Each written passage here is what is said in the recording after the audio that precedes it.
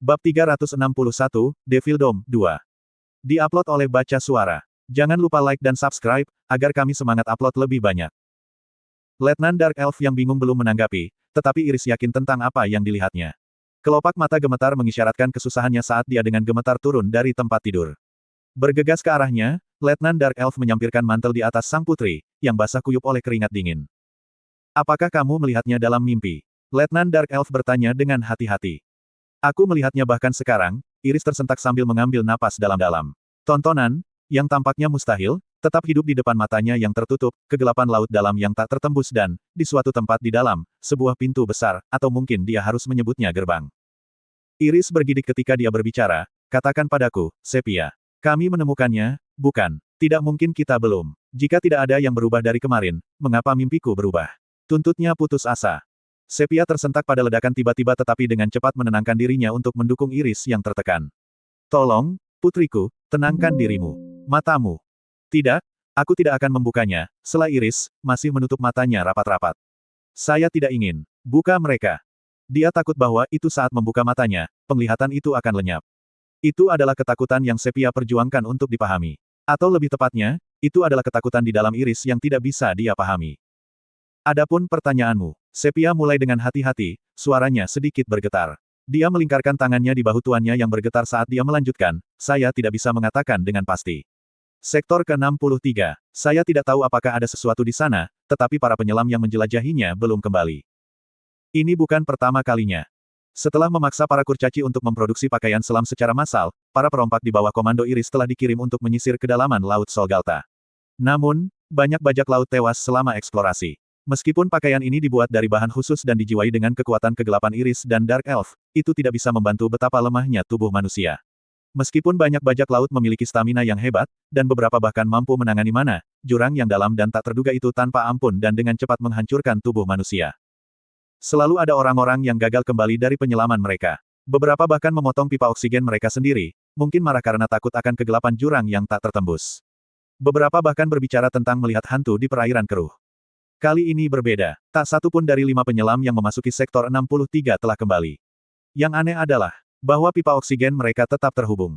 Namun, tidak peduli berapa banyak kita menarik, mereka tidak akan bergerak, jelas Sepia. Kami telah menemukannya. Kita pasti harus, Iris bergetar kegirangan. Dia mulai berjalan membabi buta, masih menutup matanya. Putriku, mau kemana? Sepia bertanya dengan khawatir, bergegas ke sisinya. Dengan tekad yang tiba-tiba, Iris menepis tangan pendukung Sepia. Menurutmu, bukankah sudah jelas kemana aku harus pergi? Tolong, putriku, harap tenang. Bagaimana kamu berniat menggunakan Demoneye tanpa membuka matamu? Sepia memohon. Sektor ke-63 masih jauh. Ini akan memakan waktu lebih dari 2 hari, bahkan dengan kapal. Hanya butuh 1 langkah jika Iris menggunakan Demoneye of Darkness-nya, tetapi setelah melayani Iris untuk waktu yang lama, Sepia tahu betul kondisi untuk mengaktifkan Demoneye of Darkness. Kekuatan yang memberikan lompatan seperti itu mengharuskan penggunanya untuk tetap membuka mata setiap saat. Tidak apa-apa, bisik Iris, meskipun matanya tetap tertutup. Tidak ada masalah. Dia sendiri tidak bisa menentukan alasan di balik jaminannya.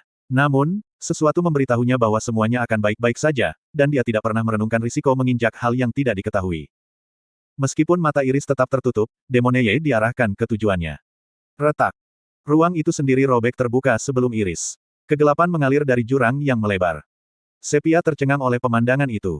Dalam ratusan tahun dia telah melayani Iris, belum pernah dia melihat peristiwa seperti itu selama aktivasi Demoneye of Darkness. Putri, Sepia berteriak ketakutan, mengulurkan tangan untuk menghentikannya. Iris mendorong tangan Sepia. Dia terhuyung-huyung menuju kegelapan yang merambah. Saat Sepia bergegas mengejarnya dengan ngeri, dinding bayangan tebal muncul untuk menghalangi jalannya. Jangan ikuti, kata Iris. Tapi, putriku, permohonan Sepia dipotong pendek. Aku harus maju, kata Iris tegas. Apa yang dia maksud dengan itu? Sepia menatap siluet Iris di balik tabir gelap. Namun, Iris tidak menoleh ke belakang. Dia terus menghadapi yang tak terlihat dengan mata masih tertutup. Selangkah demi selangkah. Dengan setiap gerakan ke depan, kegelapan menyebar dan merobek lebih jauh. Kemudian, sebuah gerbang muncul di depan Iris, memintanya untuk masuk ke dalam. Tanpa ragu-ragu, dia melangkah menuju kedalamannya. Suara mendesing. Meskipun tidak terlihat oleh mata, kegelapan tampak bergema di sekitar Iris, membungkusnya seperti selimut yang menenangkan. Awalnya, dia merasakan kehangatan yang mirip dengan di bedong. Tapi saat dia melanjutkan, kehangatan lenyap, digantikan oleh tekanan yang menghancurkan yang mengancam akan menghancurkannya. Bahkan bernapas menjadi hampir mustahil, dan dengan setiap napas yang dia ambil, rasanya seolah-olah paru-parunya terkoyak. Rasa lautan asin membuatnya kewalahan, dan tekanan besar dari laut dalam tampaknya berniat menghancurkan bahkan bentuk bentengnya, yang telah dia latih selama ratusan tahun. Namun, Iris menyelimuti dirinya dengan armor Dark Power, menahan tekanan besar. Segala sesuatu di depannya gelap gulita. Mungkin itu karena matanya yang tertutup, tetapi lebih karena tempat ini adalah jurang yang tidak bercahaya. Namun, Iris mulai bergerak lagi. Hanya karena gelap dan matanya tertutup bukan berarti dia tidak bisa melihat apa-apa. Di dasar laut, berdiri pintu kolosal, atau bahkan bisa disebut pintu. Untuk pintu tersirat sesuatu yang membuka dan menutup. Tapi bisakah sesuatu disebut pintu jika tidak pernah dibuka lagi setelah ditutup? Tidak, itu bukan pintu. Itu adalah segel, mekanisme untuk mengunci sesuatu selamanya. Itu adalah sesuatu yang tidak pernah dibuka, segel abadi di jurang. Apa ini? Mata Iris tetap tertutup, tapi dia menatap segel itu dengan saksama. Segel itu adalah sesuatu yang belum pernah dilihatnya dalam mimpinya. Hanya setelah bangun dari mimpi barulah bayangannya membekas di benaknya. Segel itu ada di sana, di dasar laut dalam yang tak terbatas. Itu jelas nyata. Iris tidak berani memahami apa yang ada di balik segel itu. Dia hampir tidak bisa membayangkan jurang seperti apa yang tak terbayangkan yang mungkin mengarah ke kedalaman lautan. Bahkan, dia bahkan tidak ingin membayangkannya. Saat dia merenungkan alasan di balik ketakutannya, getaran dingin dikirim ke tulang punggungnya. Dia sudah tahu jawabannya tetapi telah berpaling darinya. Dia tidak ingin menghadapinya karena teror belaka yang ditanamkannya. Inti dari mimpi itu, yang terasa begitu akrab dan hangat dan selalu konsisten, telah berubah menjadi gelap malam ini. Di tengah-tengah kabut kabur datang ratapan memilukan, penuh kesedihan dan kesedihan. Dan akhirnya, dalam tangisan itu, dia berhasil membedakan satu kalimat, "Saya minta maaf." Suara itu, dia mengingatnya. Itu adalah suara ayahnya, Raja Iblis Kemarahan. Apa yang mungkin dia minta maaf? Kalimat itu mendorong Iris untuk mengungkap misteri mimpi itu. Di akhir mimpi, ayahnya berlutut. Saat Iris dan saudara-saudaranya mendekatinya, dunia mimpi terendam air. Semuanya tenggelam dan menghilang. Tapi Iris dan saudara-saudaranya tidak bisa menghubungi ayah mereka. Di kejauhan, ratapannya bergema, dikonsumsi oleh kesedihan. Dia telah gagal menyelamatkan anak-anaknya. Apakah dia meminta maaf karena tidak bisa menyelamatkan mereka? Atau mungkin, lebih buruk lagi, dia mungkin memilih untuk tidak menyelamatkan mereka. Dia mungkin telah meninggalkan mereka dengan tangannya sendiri. Emosi mentah dalam tangisan yang menyiksa itu tidak mungkin disalahartikan. Meskipun dia hanya merasakannya dengan naluri, dia merasa semakin yakin akan temuannya. Slot iklan, kamu bisa pasang iklanmu di sini. Dia telah ditinggalkan. Sekarang dia tahu seluruh kebenaran, mimpi itu selalu menjadi mimpi buruk. Betapa menyedihkan bahwa dia akan merasakan kehangatan dan kerinduan dalam mimpi di mana ayahnya telah meninggalkannya. Tidak, Iris mengepalkan tinjunya. Kehangatan dan kerinduan yang dia rasakan dalam mimpi itu bukanlah ilusi yang menyedihkan. Meskipun penglihatan dan perasaan ini tidak ada dalam ingatannya, dia yakin akan semua yang dia lihat dan rasakan dalam mimpinya. Jika dia begitu yakin, maka ketakutan tidak memiliki tempat di hatinya. Ayah dari masa lalu mungkin telah meninggalkan anak-anaknya, tetapi Raja Iblis Kemarahan dari 300 tahun yang lalu telah mempertaruhkan nyawanya untuk mereka. Hampir menggelikan untuk ditahan oleh rasa takut setelah sampai sejauh ini. Dorongan dan emosi luar biasa yang dia rasakan saat ini tidak memiliki asal yang jelas. Tapi sejak awal, itu tidak masalah. Ada beberapa alasan baginya untuk datang ke Laut Solgalta, tetapi bahkan tanpa alasan itu, Iris masih akan tertarik di sini. Ayah, tidak ada suara yang terdengar di kedalaman laut, tapi Iris masih memanggil, bibirnya bergetar. Dia percaya bahwa semua mimpi yang dia miliki dan penglihatan yang sekarang dia lihat ditunjukkan kepadanya oleh ayahnya. Jika semua ini adalah perbuatannya, maka Iris tidak ingin takut. Pada saat penyelesaian itu, Iris merasakan sesuatu yang seharusnya tidak bisa dia lakukan di tempat ini. Tekanan yang sepertinya menghancurkannya, dan di dalam penghalang yang dia pasang, dia merasakan kehangatan. Rasanya seolah-olah seseorang memeluknya dari belakang. Ah! Iris terkejut. Sebuah kesadaran mengirim getaran melalui Iris. Seperti halnya dengan demoneyenya, kekuatan kegelapannya juga diwarisi dari Raja Iblis Furi. Meskipun dia telah binasa 300 tahun yang lalu, dia selalu bersamanya. Perlahan, dia membuka matanya, yang bersinar merah cerah. Hanya setelah membuka matanya dia melihat segel di kedalaman laut. Apa yang terbentang di hadapannya berbeda dari apa yang dilihatnya dengan mata tertutup. Mungkin, itu adalah konsekuensi dari perjalanan waktu yang sangat panjang. Kehancuran itu sedemikian rupa sehingga, pada pandangan pertama, batas antara lingkungan dan segel itu tidak dapat dibedakan. Rasanya seolah-olah seseorang mendorongnya kembali. Perlahan, Iris turun ke arah segel tanpa terhalang. Tiba-tiba, kekuatan aneh yang tak terlihat menarik Iris, menyebabkan dia jatuh. Begitu. Namun, dia tetap tak tergoyahkan, mengamati sekelilingnya. Bajak laut, yang tampaknya beku di dekat segel, menarik perhatiannya. Mereka adalah orang-orang yang sama yang telah menyelam ke zona 63 atas perintahnya, yaitu tempat ini.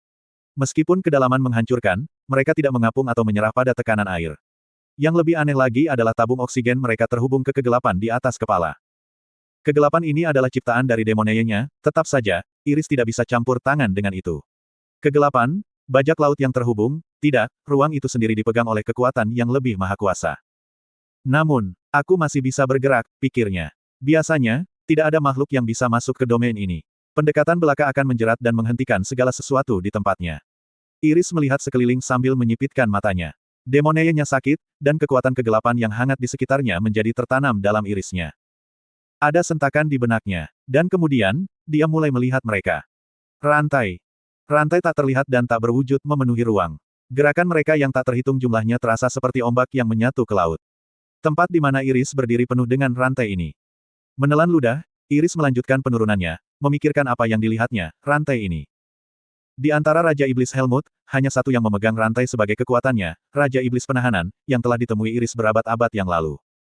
Ribuan rantai membuntuti di belakang Raja Iblis Penahanan, terjalin menjadi apa yang tampak seperti jubah. Dan ketika dia merentangkan rantai-rantai itu mendominasi ruang, menangkap segala sesuatu di dalamnya. Tempat ini tidak berbeda. Dengan segel yang dirantai berat di depannya, Iris menelan sekali lagi. Dia tidak bisa memastikan apa yang ada di baliknya. Namun, dia merasa segel itu dimaksudkan untuk mengikat sesuatu. Itu adalah segel yang seharusnya tidak akan pernah bisa dipatahkan. Tapi sekarang, Iris merasa sangat bebas. Rantai tidak bisa mengikat esensinya, dan segel yang tidak bisa ditembus tidak menolak pendekatannya. Matanya berubah hitam pekat, dan selubung dark power yang merangkul tersebar di sekelilingnya, mendorong rantai menjauh. Boom! Iris mencapai segel kolosal. Dia tidak perlu memikirkan cara membukanya. Sejak zaman kuno, segel ini telah menunggu satu-satunya kuncinya. Dia menyadari ini secara naluriah, hampir menentukan. Kegelapan melonjak dari demoneye yang benar-benar gelap saat dia mengulurkan kedua tangannya ke arah segel. Dengan suara menderu, segel terbuka, dan Iris dilemparkan ke jurang hitam pekat. Namun, saat dia jatuh, air laut tidak mengalir bersamanya. Dia mendongak, merasakan keanehan. Rantainya padat, mencegah air laut jatuh. Dia tertawa terbahak-bahak, ahaha. Sekarang dia bisa berbicara, dan dia membuka tangannya lebar-lebar dengan gembira. Tidak mungkin untuk melihat dasar jurang yang tak berujung. Meskipun dia tidak bisa membedakan apa yang bersembunyi di jurang di bawah laut dalam, Iris yakin akan satu hal, saat dia melihat bagian paling bawah, keberadaannya akan berubah. Dia akan menjadi Fury era ini.